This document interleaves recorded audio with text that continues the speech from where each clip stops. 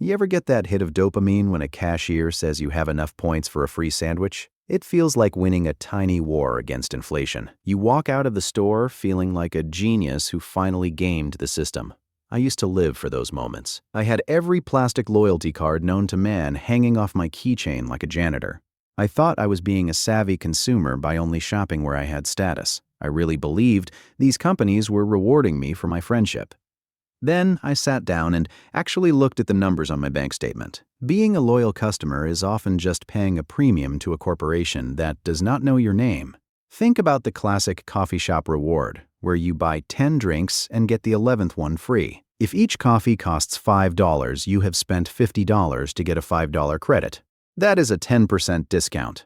On the surface, that sounds okay, but that 10% discount only works if you ignore the shop across the street. Maybe the shop across the street sells the same coffee for $4 every single day. If you bought those 10 coffees there, you would have spent $40 total. By chasing the free $5 drink at your usual spot, you might spend $10 more than necessary. You spent $10 extra to get a $5 gift unless the convenience was worth the cost. The math is not mathing.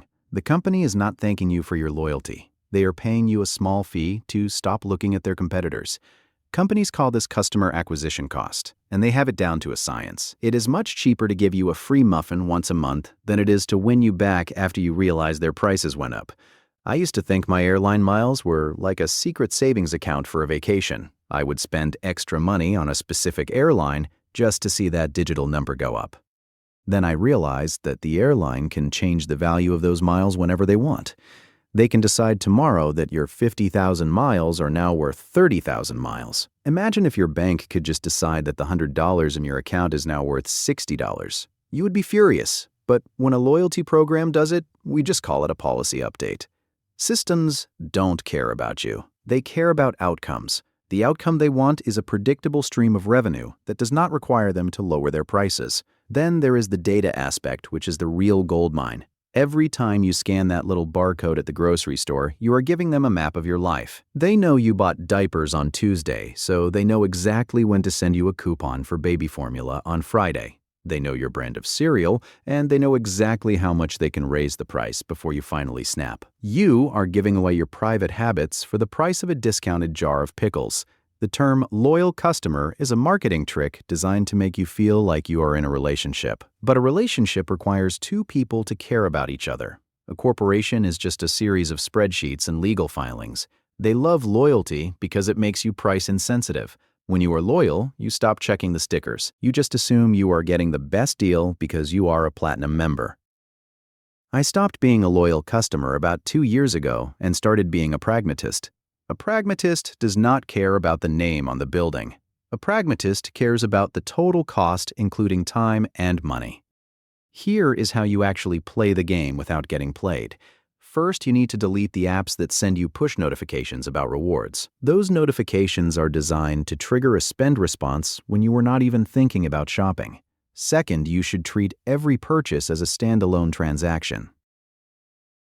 Forget about the points you might earn, and look at the cash leaving your pocket right now. If the store next door is cheaper, go there unless the drive costs more than the savings. Third, do not hoard points like they are appreciating assets. Points are a currency that usually loses value over time. Spend them when the redemption value is high, but do not wait for perfect conditions that never come. Fourth, you should always do the math in plain dollars. If a credit card offers 2% back but has a $95 annual fee, calculate the break-even point accurately.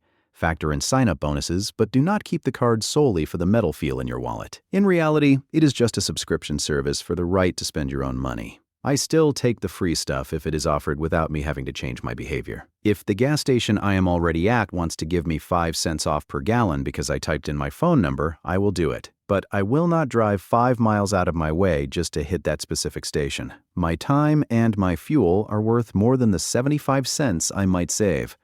The goal of these companies is to make you stop thinking. They want you to go on autopilot. They want you to feel like part of the family, so you stop acting like a rational actor in a marketplace. But the grocery store is not your grandmother. The airline is not your best friend. They are businesses trying to maximize their margin per square foot. Once you see the loyalty program as a psychological fence, it becomes a lot easier to just walk through the gate. I am much happier being a nobody with more cash in my pocket than a Diamond Elite member with a dwindling bank account. It turns out that cash is the only loyalty program that works at every store in the world. I think I will stick with that one for now.